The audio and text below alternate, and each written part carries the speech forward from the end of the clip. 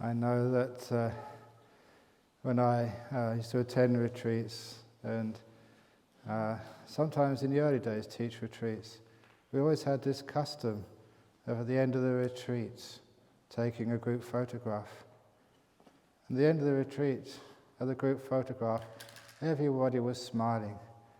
It was supposed to be a good advertisement for the retreat, until I told everybody the reason they were smiling was because now they're going home. No more pain in those strict retreats. But we don't do that here, because if we did a group photograph at the end of this retreat, everybody would be crying, I don't want to go home, I want to stay. At least I hope that's the case, because if you have been following instructions, if you have been making peace, being kind, being gentle, if you have been relaxing, even if you haven't got jhanas, you feel at peace. You feel happy. You have this wonderful joy. In other words, that something has happened, that a change has occurred. And that's really my aim in these retreats, to get people to relax, not just physically, but also mentally. Because when you go back in that world, there's so many things you're asked to do, so many jobs you have to complete, so many tasks where you'll be judged. And that creates so much tiredness and stress, always being judged. But as I mentioned in this retreat, you're not being judged at all. So at the end of this retreat, please don't judge yourself. Don't say, oh, it was a great retreat, or it was a terrible retreat. It was a I don't know retreat. In other words, I can't measure. It was just, or if you really want to say, you can say, very good.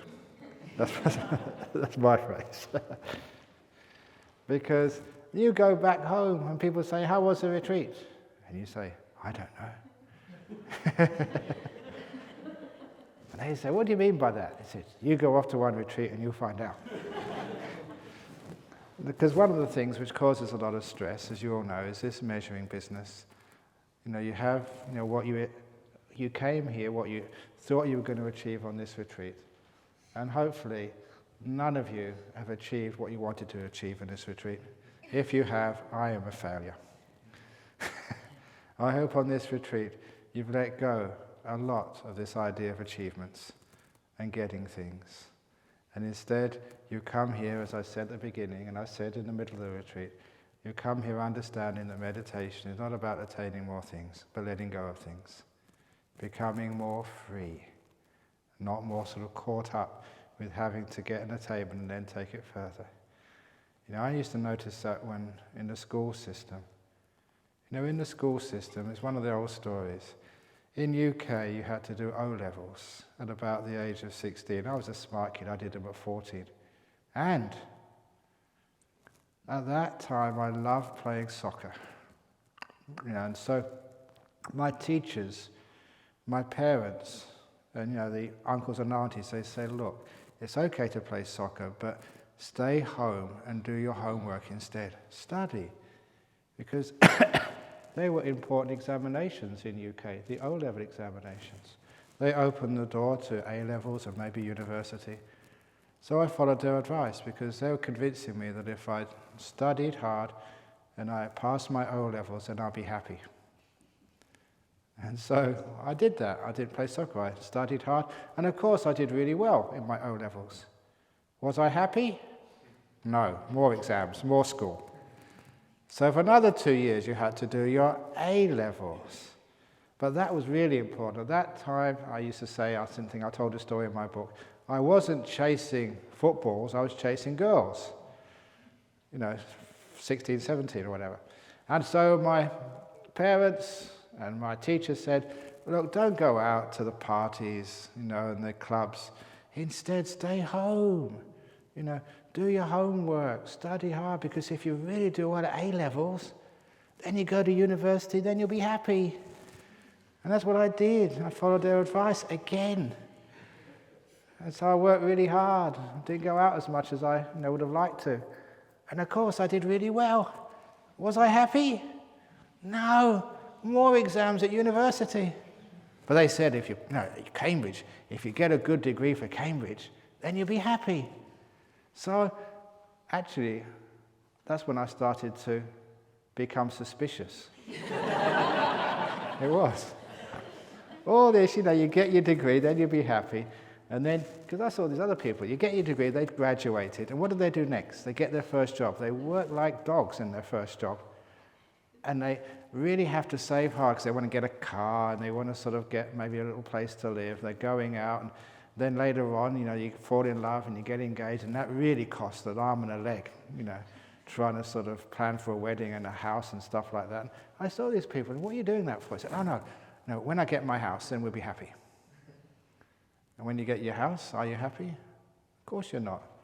You've got to fix it all up, and that takes years to fix it up. And in the meantime, you have kids. I saw this. This is my people who are older than me. I saw what they were doing.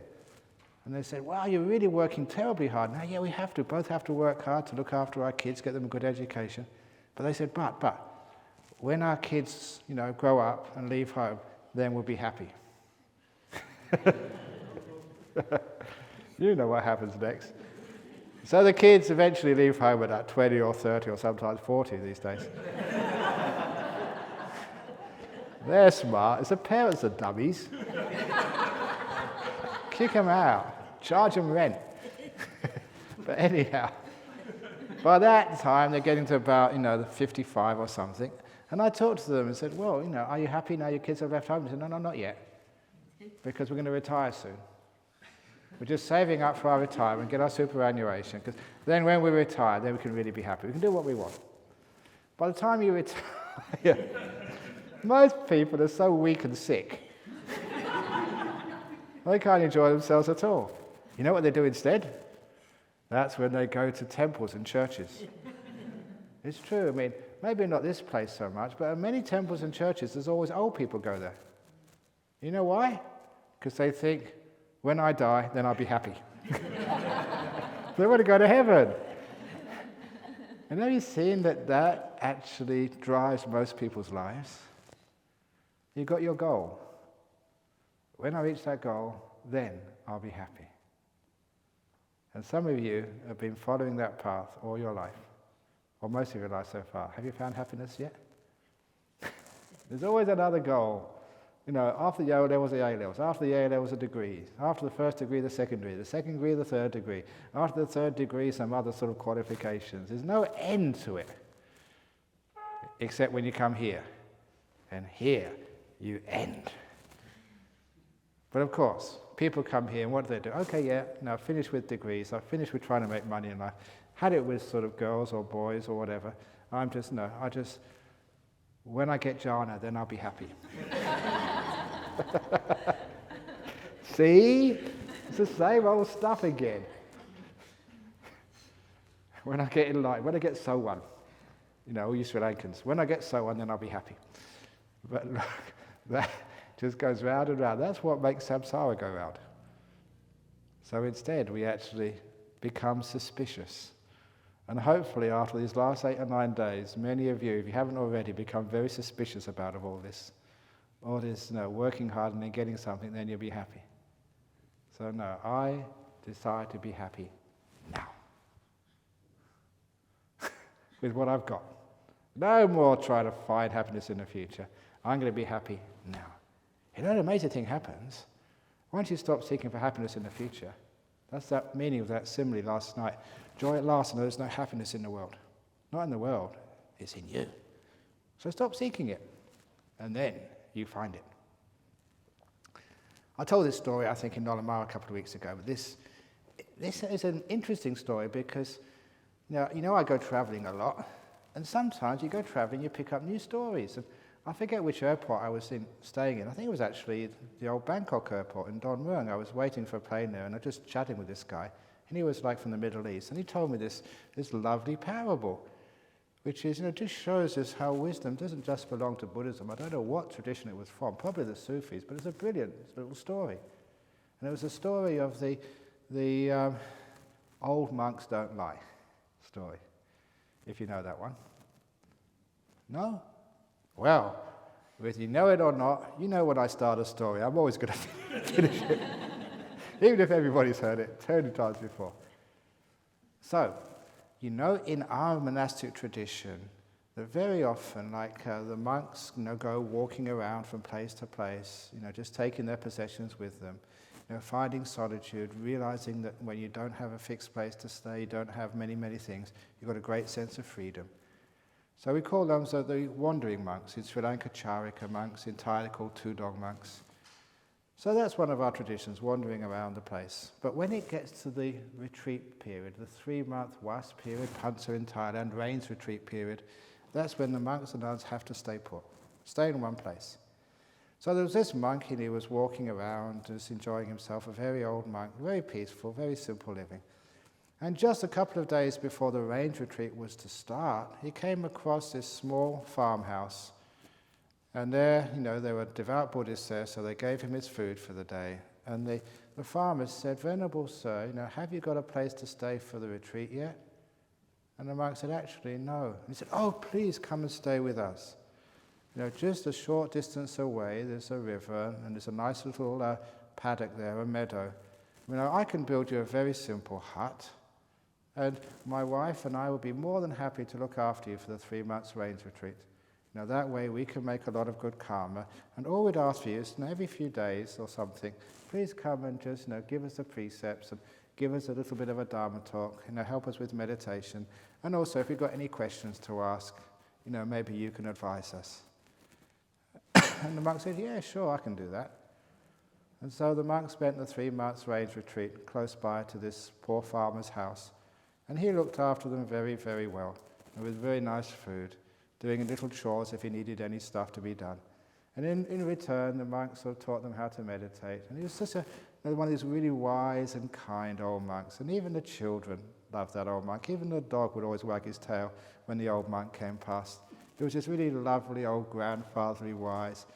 And actually, it almost became like part of the family. So after the retreat was finished, when it was time for the monk to sort of go traveling again, he came to the house for alms round and announced that he'd have to depart that afternoon. And the whole family started crying, even the dog too. Because they loved that old monk. They said, "Oh, please, stay here forever. We don't mind feeding you. It's just so nice. You're so wise, and we don't argue so much anymore. Even my kids are much better behaved. Your influence and your wisdom and your kindness, oh, please don't go." And the old monk said, "Look, I have to go. But," he said, "you've been so kind to me, and I've noticed just how poor you are. And even though you haven't got much to eat yourself, you've always been giving me the best for the last 3 months. And I want to reward you." He said, "Because my meditation has been very good, been very deep. And in my meditation, I've actually discovered that very close by, there's a hidden treasure.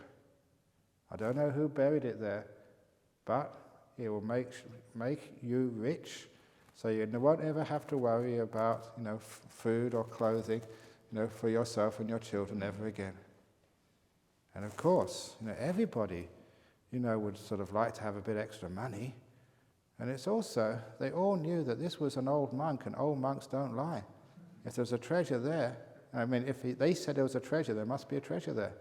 So they all got excited, but he said, "Be careful, you have to follow my instructions to the letter." I said, yes, give us the instructions. And he said, "Tomorrow morning, I want you to stand at the threshold of your house, to take your bow and arrow." Simple. Sometimes they did have to hunt, because that's the only thing they could do to get some food. "Take your bow and arrow, and face the rising sun. And as the sun rises, let the arrow fly. And where the arrow falls, there you will find the great treasure. And remember," said the monk, "follow the instructions. You will find the treasure, because old monks don't lie." So they're really excited, but they're also sad that their lovely monk would leave. But that's life. So the following morning, you can imagine if that was you, they were up about 3 hours before dawn. Couldn't wait till that sun rose. And there was the husband, with the bow and arrow, standing at the threshold of the house. And because this was Middle East a long time ago, the poor wife had to carry the spade. That's what they did in those days. But don't worry, the law of karma will fix things up in a moment. You must not exploit each other. So, as the sun rose, he pointed the bow and arrow in the direction of the rising sun. He shot that arrow, and they all ran after it, including the kids and the dog, and the poor wife had to dig a hole. She dug and dug and dug, and what did she find? Nothing, only trouble, because that arrow fell in land belonging to this rich man. And he found them digging a hole, a really big hole in his property. And he said, "You can't do that. That's illegal. I'm going to arrest you. I'm going to sue you. I'm going to put you in jail." And the poor wife said, "It's his fault," pointing to the husband. Because that's what wives used to do in those days. Maybe these days as well. I don't know. I'm not married. "It's his fault." He said, "No, not my fault. Not my fault. It's this old monk's fault." And the rich man said, "Old monk?" He said, "Yeah," and he told him exactly what happened. And the rich man said, "This is very strange, because I am a Buddhist too, and old monks don't lie." Now, there must be something wrong. He said, "I know what's wrong. Look at you. You're just a poor farmer. You've got no meat on your bones. You know, you're so weak. You can't shoot a bow and arrow. Someone fat and strong like me, I can shoot that bow and arrow." So the rich man said, "Tomorrow morning, I will be the one who shoots a bow and arrow. And I'm sure we'll find that treasure, because old monks don't lie. And when we find it, we'll split it 50-50. And of course, I mean, that's a rich man, they do deals, and the poor farmer had no choice. So, okay. So the next day, it was a rich man who was standing at the threshold of the house with a bow and arrow. And of course, the law of karma meant the husband had to carry the spade to dig the hole. You see, what you ask other people to do, you will have to do tomorrow yourself. So, as the sun rose, the rich man aimed the bow and arrow in the direction of the rising sun, and he shot that arrow, and of course, being stronger, more well-fed, that went much further. They all ran after it, including the dog, and you know, dogs like a bit of fun and games every day. They don't know what's going on, it's just good fun. You know, that's why I think maybe they might be closer to enlightenment than we are. But anyhow, do you think they think so much and worry so much? So who's more enlightened, the dogs or you? But anyhow, back to the arrow, where the arrow fell. The husband dug a big hole, dug, and what did he find? Nothing. Yeah, only trouble. When you tell a story, it's nice if it keeps repeating itself. You know, nothing, only trouble, because people find that funny. Anyway, he found nothing, only trouble, because that piece of land belonged to a general in the army, and he had been passing by with some soldiers. "What are you doing? That's my land. Cut off their heads," he told the soldiers. And the poor farmer, "No, don't cut off my head. This rich man told me to do it." "Well, cut off his head then." No. It was the old monk's fault." And the general, even soldiers, they don't say, "Cut off the old monk's heads," because he said, "Old monks don't lie." He said, "I'm a Buddhist too." So he said, "There's something strange going on. What was the instructions?" So they told him the instructions. And he said, "Look, it's obvious. It's obvious why you didn't find the treasure. You know, you're lay people. Only soldiers know how to shoot bows and arrows, idiots. You should have asked me in the beginning. So look, I will be at the threshold of the house tomorrow morning, and I will shoot that bow and arrow. I'm an expert on archery. And when we find the treasure, split it 3 ways." Fair enough. So the following morning, they were all there, again including the dog. And this time, standing at the threshold of the house, facing the rising sun, this time the general shot that bow and arrow. And my goodness, you know, he could win an Olympic gold in archery. That arrow went a long, long way. You can actually see when an expert does something, it's just effortless and it just goes huge distance. So they all ran after it, again including the dog, and this time it was the rich man's job to dig the hole. And he dug and dug, was sweating because he was really overweight and fat, sweating. And what did he find? Nothing, only trouble. Because this time, it fell in land belonging to the king in the royal palace. And even generals can't dig in the king's royal garden. So the whole lot of them got arrested. The general, the rich man, the poor man and his family, Even the dog got put in jail. And they had to come to a trial in court before the king. And the king said, "What happened? What's going on?" The general said, "I'm sorry, sire, it was his fault, the rich man." And the rich man, no, it was a farmer. He told this stupid story to begin with. "No," said the farmer, "it was the old monk's fault. He got us all into trouble." And the king said, "Old monk?" Because even the king was a Buddhist too. You know what the king said? "Old monks don't lie." So something weird is going on here. So he said, "Look, I'll have to keep you in jail for a few days. But, I'll look after you, and even your dog, I'll give him nice dog food and a bone or two every now and again. But in the meantime, we're going to find that old monk." So he sent his soldiers in all directions to try and find that monk. Soon they found him. They brought him back into the palace, and they had a resumption of the trial. And the king said to the old monk, "Old monk, you've got these people into big trouble. Why?" And the old monk said, "Because, sire, they did not follow my instructions." "What do you mean, old monk?" So the old monk said, "Sire, you come to the house tomorrow morning. You follow my instructions. And I guarantee that you will find this huge treasure. And we'll split it 4 ways. 1/4 to the poor farmer and his family, 1/4 to the rich man, 1/4 to the general, and 1/4 to you. And I guarantee you, sire, 1/4 of that treasure, even you will be very pleased with. How much more the poor farmer?" So the king was really interested. And so he said, "Okay." So the following morning they were all there.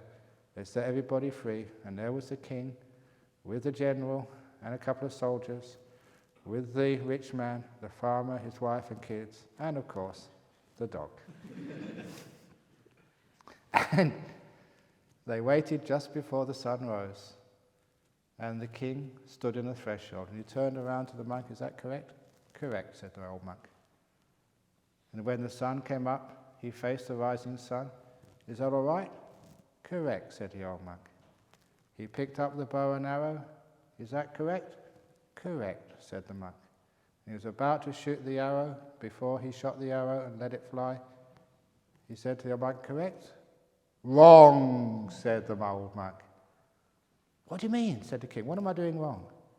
"I didn't tell you to shoot the arrow. I told you to let it fly." And the king was smart enough to know he was holding the arrow by the tip. So he parted his finger and thumb, and the arrow flew right down between the king's feet. And there they dug a tiny hole and found a huge treasure, just as the old monk said, because old monks don't lie. He said, "I never told you to shoot. I told you to let the arrow fly." And he said, just like in meditation in life, if you shoot the arrow of craving over there and over there, thinking you will find a great treasure, what do you find? Nothing, only trouble. But if you let the arrow of craving go, where does it fall? Right now, here and now, right where you're standing. And there you will find the great treasure. Nimittas, jhanas, enlightenment, enough to share with everybody. And even the dog understands that.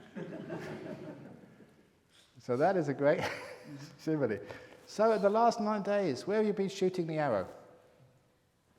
Nimittas, jhanas, beautiful breath, anywhere. Sometimes lunch, breakfast. That's called the arrow of craving. And to find the great treasure, you have to let the arrow go. Let it fly. And there it flies, right where you're standing. And that's where you find the great treasure. That's what letting go is all about. That's what being in the present moment is all about. That's not wanting, making peace, being kind, being gentle is all about.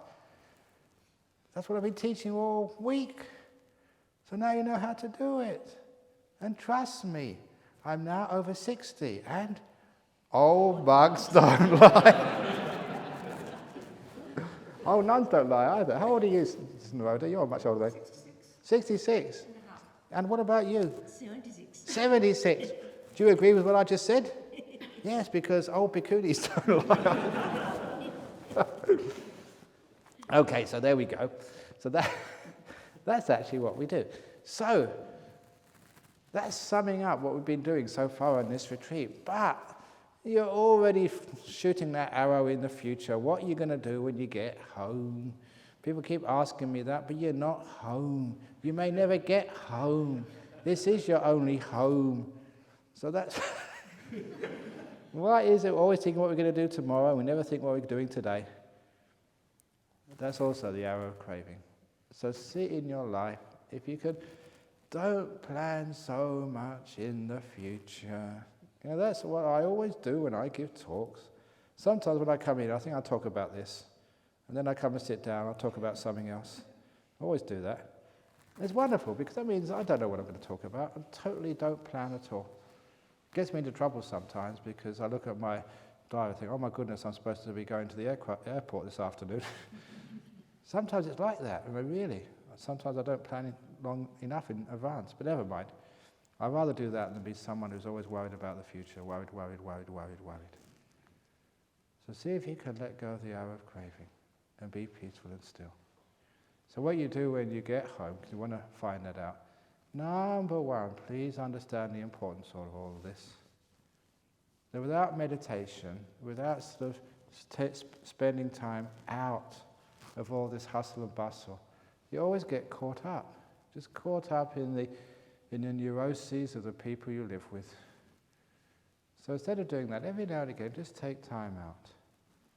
I call it time out because I remember reading in Dell Computing, in their headquarters in the United States, they have time out room. It's screened from all SMS, Twitter, any messages at all you can't get, in that room. It's totally screened. So any executive, any cleaner, anybody who works in that campus, they can go in the time-out room at any time of the day or night, just to relax, to let go of their stress. Because they realize if they're going to be performing at a very high level, if you're tired and stressed out, not only are you wasting your time, you're wasting the company's time, the level of your work goes way down, and it takes too much time to get the work done. If you could only rest for a few minutes, the quality of your work would improve and it'd get done faster. It's just an investment in time, that's all. So that's why that we have those time-out rooms. So you find a time-out room in your house. If you haven't got a time-out room, find a time-out corner of your bedroom. A piece of advice I often give to people who come on these retreats. A time-out room or time-out corner means a corner of your bedroom, an old cupboard or anything, where you can meditate. You do nothing else there. The classic story is of this lawyer in New York. This was some years ago because he was a criminal lawyer and he would defend people on charges which, if he lost the case, they would go to the electric chair. Imagine you're the lawyer and you've got somebody's life or death in your hands. You make a mistake and they go to the chair. So it's incredible high stress. So, the only way he dealt with that, he tried to meditate during the lunch hour. But you try and meditate in your office, and there's people always try and disturb you. It's important, you've got to answer the telephone. Important, that somebody's come to meet you. He never managed to find any time. So together with his secretary, there was a cupboard in his office full of all papers and files. He cleared that cupboard out, put a meditation cushion in there. It's just big enough for him to sit in. And every lunch hour, his secretary would lock him in the meditation cupboard for half an hour. I would not let him out. If anybody called, I'm sorry, he's in his cupboard. And she did this. She was very strict with him because she knew that if he had his half an hour meditation, he was a much nicer boss. He was hell to live with if he didn't have his meditation. And he knew it was worthwhile because he had a much sharper mind after doing the meditation. It was important. That's why he found the space and found the time to do it. So remember, it is important for you, at least to keep, you may not get that deep in meditation at home, but at least you can keep the pot warm, as they say. So the next time you come on a retreat, you can make really big progress. And some of you, you're getting old now and you're retiring. So when you retire, you can do much more meditation, but it really helps because you may not find a temple or a meditation center, but at least you've got maybe a room in your house, or a corner, or someplace which is your meditation place, your shrine. And it's important when you use that shrine, that corner, that cupboard, only use it for that one thing, nothing else. I don't know, some of you may have already been over to, say, Bodhinyana Monastery over the road and got in the main hall there. It's a very, very powerful hall. One of the reasons is because we've been meditating in there for the last 28 years.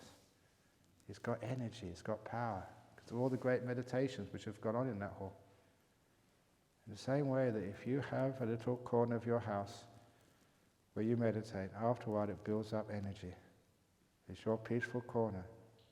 And it works. You go there and it's much easier to meditate because you've built up that power.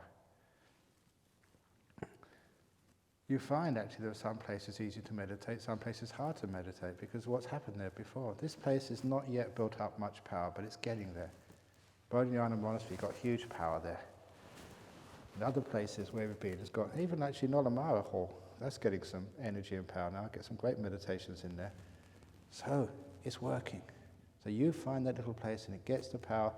And what it also means, if you really get stressed out, really upset, something bad has happened in your life, a death, or you've broken up with your partner or whatever, you go and sit in that corner, in that little place, and you'll be surprised just because that's been associated with peace, with meditation, with kindness, with gentleness, it's there for you. And you can really relax. A couple over here, years ago they followed my advice, they built actually out in the cupboard under their stairs, that was their meditation place. And they had two kids, one was about 6, the other one was 4, the girl and the boy. And the boy, the girls and kids sort of fighting with each other. They had a little fight outside in the garden. And, just the boy just punched his sister. Stupid thing to do, but, kids like that. And the little girl, 4 years of age, burst out crying. She'd been hit by her older brother. And where did she go to? She ran right in to the meditation room and sat down. And the parents told me, said, "Mate, we never told her to do that." Somehow or other, she realized that when she was really stressed, when she was really upset, when her world was falling apart, that's the place to go to, your meditation room. So it's amazing. The kids even realize they can feel that's a nice place to go to. So please make a place like that in your home. You may only have a small apartment, but a corner of the bedroom is enough. Get a nice cushion, a mat, only maybe sort of books about meditation or Dhamma or CDs or something about Dhamma, some pictures on the wall of seascapes or whatever you like. Something which sets the scene and makes it easy for you to meditate in there. And then you'll find, yes, you will get much better meditation. You can keep on going. And keeping on going in meditation is really important, but it's not just sitting down meditating. The main thing you do, as I said yesterday, please do a lot of making peace, being kind, being gentle with yourself, with others, and with the whole world. Look, I don't know that many of you have been struggling to change the world, to change the way things are done, to change your partner, to change your business, to change everything. But a lot of times what we really need to change is our attitude. You can't change your mother-in-law. That's what mother-in-laws are like. That's why that when mothers-in-law, if you rearrange the letters, this is an old Australian joke, if you rearrange the letters of mother-in-law, it spells out Hitler woman. Try it out. Mother-in-law, reads the That is what people are like. What son-in-laws are like. What daughter-in-laws are like. What wives are like. People come to me with their marriage counselling, and I've never been married. But when I've heard all this counselling, I think, thank you, Buddha, thank you, Buddha.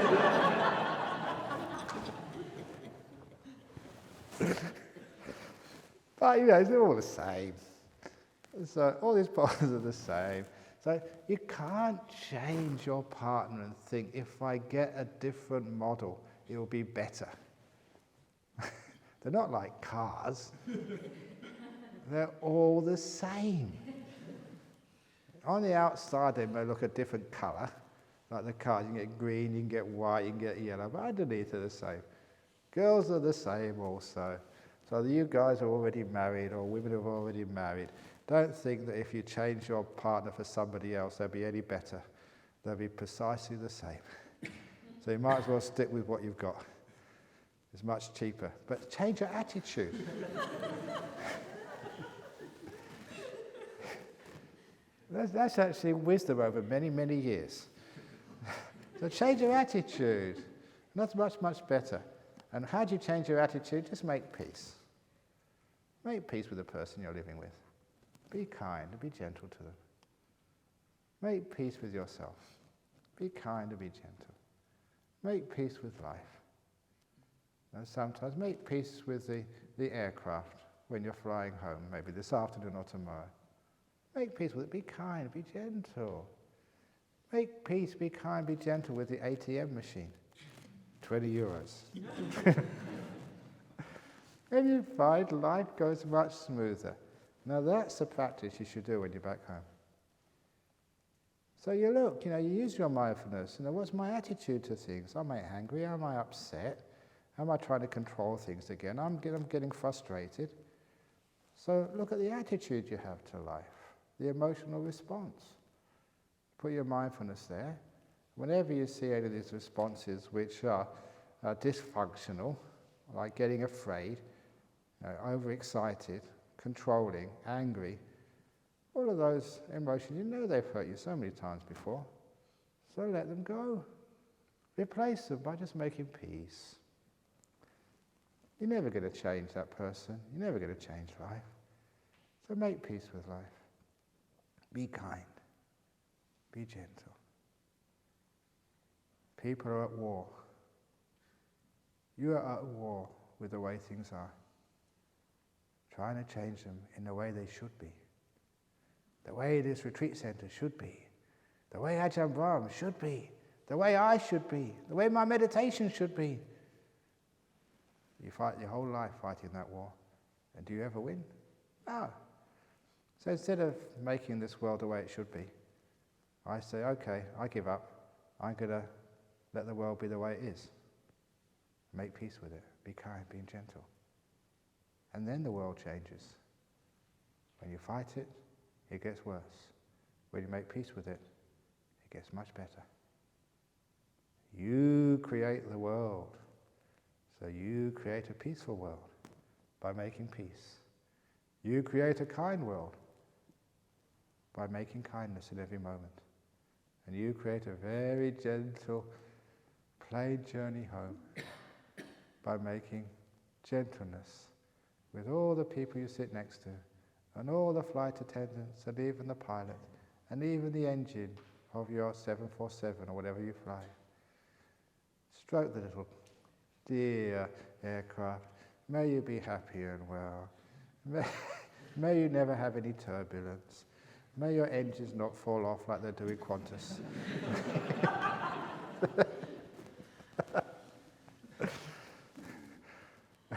And make happiness of peace. And then you arrive safely home. So that's something you can always do at any time, at work, at home. Make peace, be kind, be gentle. And that is the essence of meditation. That is how we let the arrow of craving fall, right where we're standing, and there you'll find a treasure greater than your wildest dreams.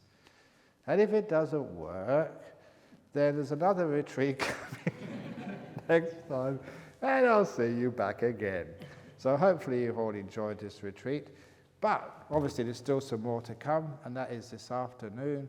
I was just asking Bianca this afternoon, what time we're finishing, because I don't really know. But apparently I said 3 o'clock, did I? Okay, is that all right? It's finished at 3 o'clock? Any advance on 3, 2:30, 3:30, 4 o'clock?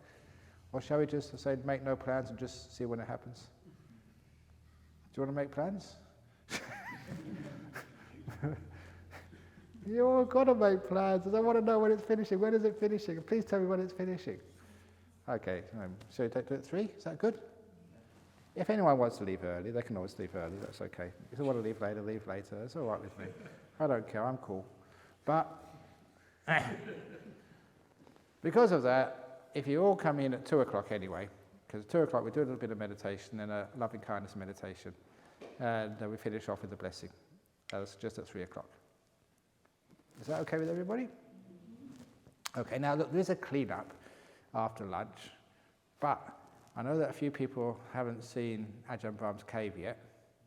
So if you want to go and see the cave, I don't know when you get there at 12 o'clock or 12. Is that practical to get there by 12 o'clock? 12:30? Sorry? You're going to clean up too? Yeah, no, I don't clean up.